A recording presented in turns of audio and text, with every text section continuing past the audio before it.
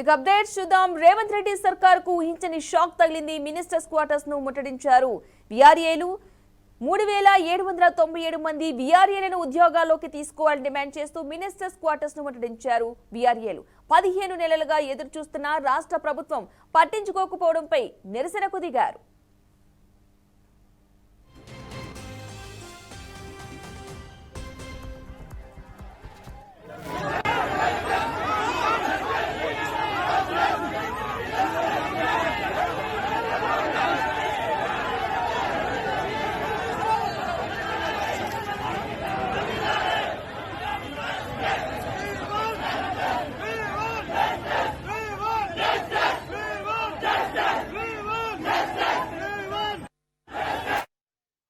Ministers quarters లోకి వీఆర్ఏలు ముట్టడించినట్టుగా తెలుస్తోంది. ఇది రేవంత్ రెడ్డి సర్కార్ కు ఊహించని షాక్ గా తెలుస్తోంది. ఇక ఈ వీఆర్ఏలను అయితే పోలీసులు అడ్డుకున్నట్టుగా సమాచారం అందుతుంది. ఇదే అంశానికి సంబంధించిన పూర్తి సమాచారం మా ప్రతినిధి మహేందర్ రెడ్డి అందిస్తారు. మహేందర్, ముఖ్యమంత్రి రేవంత్ రెడ్డి సర్కార్ కు ఊహించని షాక్ తగిలింది. అంటే అన్ని ఉద్యోగ సంఘాలు కూడా చాలా ప్రశాంతంగా ఉన్నాయి, నెల సరిపడి జీతాలు వస్తున్నాయి, అంటే మేము సరైన పాలన అందిస్తున్నాం, కొత్త ఉద్యోగాలు కల్పిస్తున్నాం అన్నట్టుగా ఓవైపు ప్రభుత్వం చెప్పుకున్న నేపథ్యంలో ముఖ్యమంత్రి రేవంత్ రెడ్డికి ఊహించని షాక్ తగిలిందని చెప్పొచ్చు. ఏకంగా మినిస్టర్ క్వార్టర్స్ నే ముట్టడించారు విఆర్ఏలు. 3797 మందిని విఆర్ఏలను విధుల్లోకి తీసుకోవాలని, ఉద్యోగాలు తీసుకోవాలని డిమాండ్ చేస్తూ మొత్తంగా ఈ రోజు అయితే వాళ్ళు ముట్టడించారు. మినిస్టర్ క్వార్టర్ అయితే ముట్టడించారు.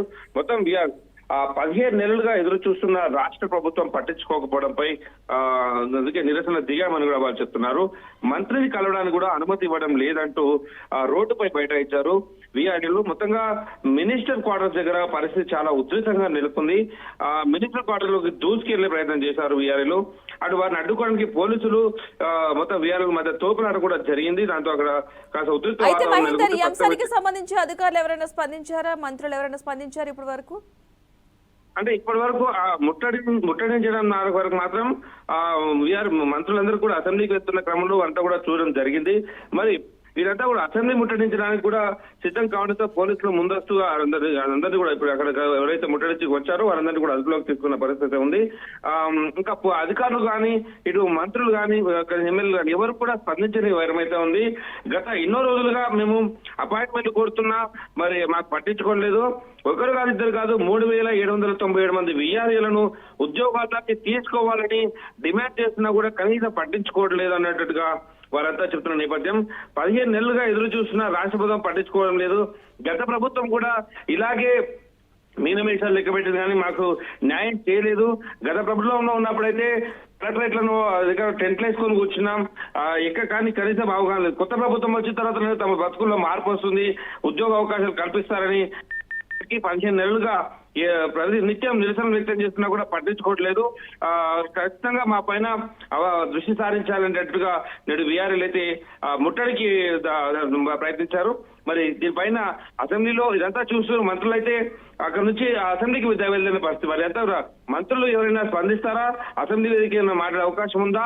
ప్రెస్ మీట్ లో ఏమైనా మాట్లాడే అవకాశం ఉందా? మరి వీటిపైన వీరికి ఏ రకమైన న్యాయం జరుగుతుంది? ఇవన్నీ చూడాలని అవసరం. ప్రస్తుతం మరి అసెంబ్లీ ముట్టడించకుండా ముందస్తుగా అరెస్టు చేసిన పరిస్థితి ఉంది మమత.